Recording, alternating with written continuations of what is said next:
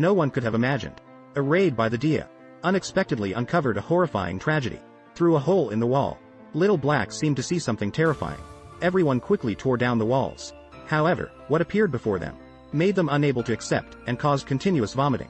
After a meticulous forensic examination, a total of 35 bodies were found, including several DEA informants. But no one could have imagined that during the police search of the basement,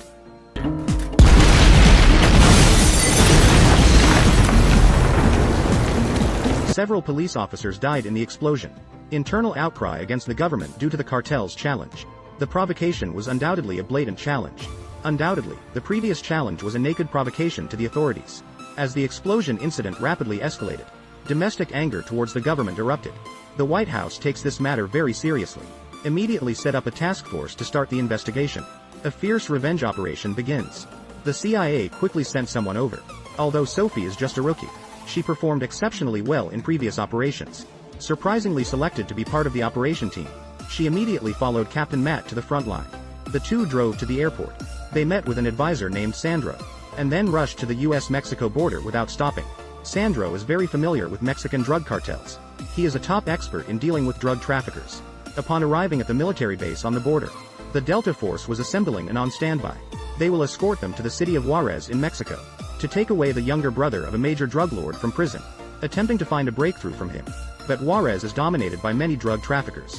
It's truly a city of death. This trip is highly likely to be attacked and very dangerous. The team travels in 5 cars, pass through the border checkpoint via the Green Channel. Outside Juarez, they meet with Mexican police forces. Under heavy armed escort, M13, carts, Sarton, M24, M80. Everything goes smoothly on the way to the prison. The prisoner Laxi is smoothly handed over to the American convoy. Suddenly, a car in front breaks down. Everyone is stuck at the checkpoint and can't move. Sandro, with sharp instincts, quickly notices a suspicious red antelope, quickly alerts the team to prepare for battle. But at the same time, another Honda Civic slowly approaches, and notices the drug dealer carrying weapons. As they are in Mexican territory, according to the rules of engagement, they can only shoot back once the drug dealer makes a move. The atmosphere at the scene suddenly became tense. Instantly at the scene. The atmosphere at the scene instantly. However, the drug dealers were completely unaware. They were facing not ordinary police, but highly trained killing machines. Just as they got out of the car, the team split into 2 groups to take the initiative, attempting to intimidate the drug dealers into surrendering with force, clearly high on drugs.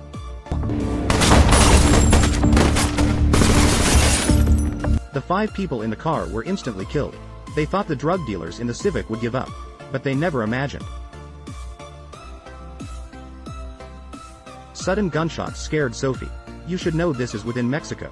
The team did not have the authority to enforce the law, but just as she was dazed, she was almost shot in the head by a corrupt cop. It seems the local police had long been infiltrated by the drug dealers. Anyone in sight could be the enemy. Luckily, it all ended without incident. The convoy returned safely to the base. Sophie, shocked, misspoke. Hard to accept Matt's actions. She is here to combat drug traffickers. Must act in accordance with laws and regulations, instead of beating people in the street.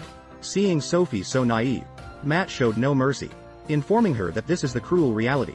Following the rules can only achieve so much. Interrogation began after a short break. Sandro brought a full bottle of mineral water. Using torture, they quickly made Rossi confess everything.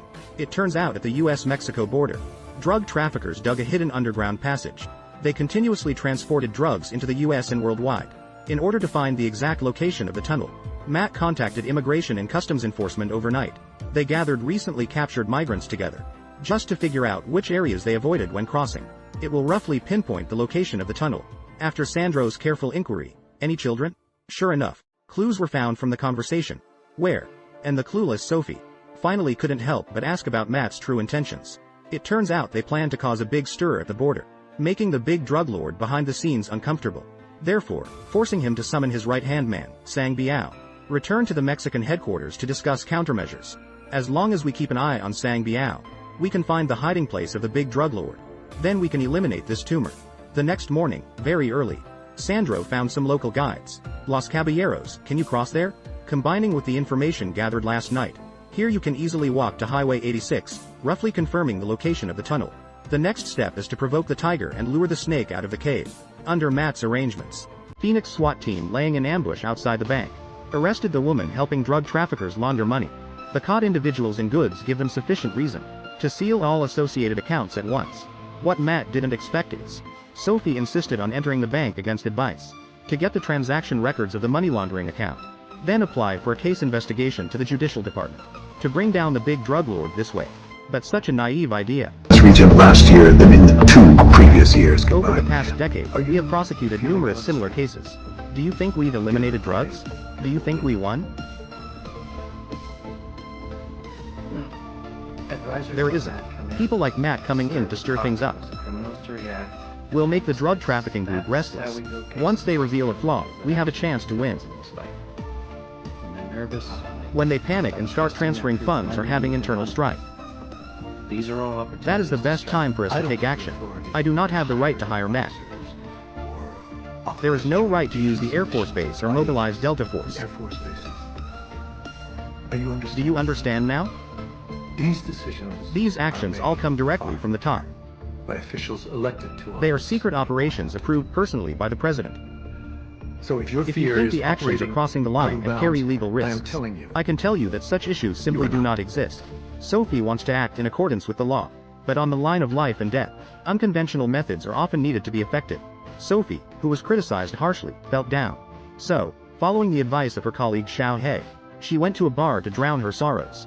Just as she was feeling troubled, a patrol officer named Ted came over. He is a friend of Xiao He for many years. He was witty and humorous. With just a few words, he dispelled Sophie's worries. The two of them chatted happily. After the drinking session, they returned to Sophie's home. They were preparing for further in-depth communication. But just by chance, Sophie suddenly noticed the bracelet on the table, which was exactly the same as the one at the arrest scene. Realizing something was wrong, she pretended to feel unwell. But Ted was prepared.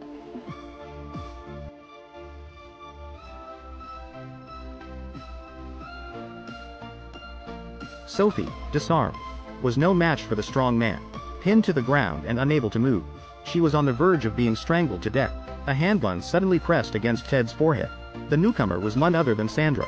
Initially, Sophie didn't listen to advice to enter the bank. Being caught on surveillance camera caught the attention of the drug dealers. Sandro had long anticipated her danger, so he made a plan and secretly protected her, and took the opportunity to expose the traitors in the police force.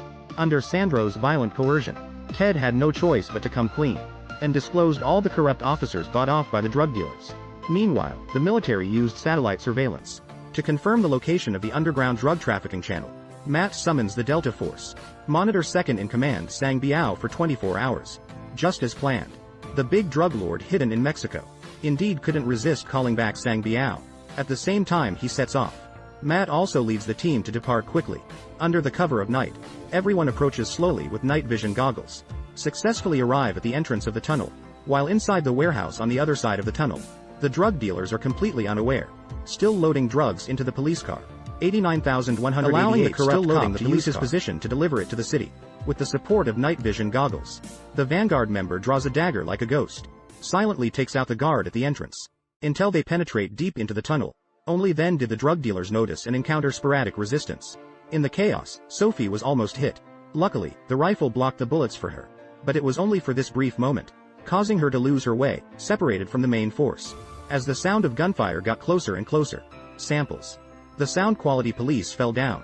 Hurry up. The drug police panicked. Give me the keys. Just wanting to have a gun pointed at my head. Give me the keys. Stay calm. Calm down. Sandro alone killed out of the tunnel. Hands in the air. Turn around. Quickly control the black police after confirming safety. But he didn't expect. Lost Sophie accidentally stumbled upon this scene. She knew the police in front of her were black cops. But she still raised her gun to make Sandro stop, trying to use the black police as a breakthrough to arrest the drug lord. Unexpectedly, Sandro showed no mercy. Suddenly shot and knocked her down to the ground. Sandro did not intend to take her life. The bullets hit the bulletproof steel plate. She was unable to get up. They could only watch as Sandro and the other person drove away. Sandro held the black cop hostage and stepped on the gas pedal. Under Matt's guidance, chased fiercely towards Sang Biao's location. Not long after, they saw the Mercedes ahead. The black cop, as requested, opens the siren and tells him to lift his jacket and turn around. Shout to Sang Biao to pull over for inspection. Sang Biao, completely unaware, quickly reveal your identity as the second in command. Trying to threaten the black cop to mind his own business. What do you want? But in the next second. Don't move, asshole. Sandro used Sang Biao's family to threaten him. Make him drive to the drug lord's residence. He will be violated by 20 men, otherwise they will kill all his family. Seeing the dangerous situation with Sandro, Sang Biao was smart enough not to resist. Just an hour's drive away. Arriving at the hiding place of the infamous drug lord, the bodyguard saw that it was the right-hand man, Sang Biao. I know who you are, no need for further precautions, you may pass. It's Manuel, clear to proceed safely. Under the threat of guns, Sang Biao obediently followed, slowing down the car. Slowly approaching the second checkpoint of the villa. Initially, the bodyguards did not realize the danger. By the time they reacted, it was too late. Sandro, hidden in the dark, instantly took them out. Matt used thermal imaging from a drone for surveillance. Helped Sandro take care of the other bodyguards. Found the drug lord unharmed. He signaled for the kitchen staff to leave. At this moment, the drug lord's family were leisurely enjoying a lavish dinner.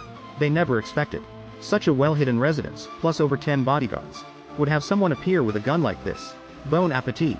Realizing the death is inevitable, the major drug lord forced himself to remain calm so his wife and children could continue eating.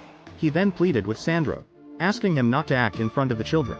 Sandro, upon hearing, readily agreed. It's time to go, time to meet God. Since the major drug lord didn't want his wife and children to witness, then let them close their eyes forever. The major drug lord who harmed countless people. Only at this moment did he deeply regret. But death was the only thing awaiting him.